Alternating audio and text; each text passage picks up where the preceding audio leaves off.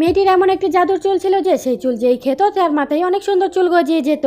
এই জন্য এই শয়তান ডাইনিটি মেয়েটিকে ধরে এনে তার চুল দিয়ে শরবত বানিয়ে নিজের চেহারা অনেক সুন্দর করে নেয়।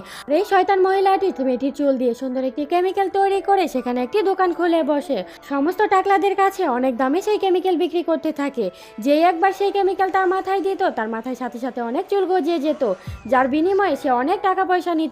মেয়েটি যখন তার কাছে টাকার ভাগ চায় তখন সে মাত্র তাকে একটি পয়সা দেয়। এটি দেখে তো মেয়েটি ভীষণ রেগে যায়।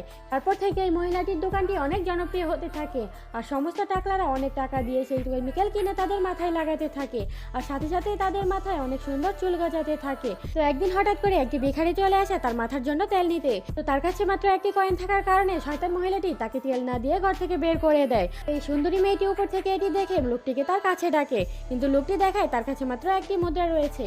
মেয়েটি তাতে বলে যে কোনো অসুবিধা নেই, তুমি একটি মুদ্রা নিয়েই আমার কাছে চলে আসো।